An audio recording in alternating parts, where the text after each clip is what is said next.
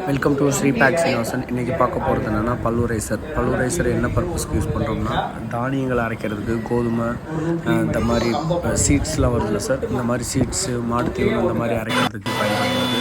இது வந்து 3 HP SS பல்லுரைசர் fit.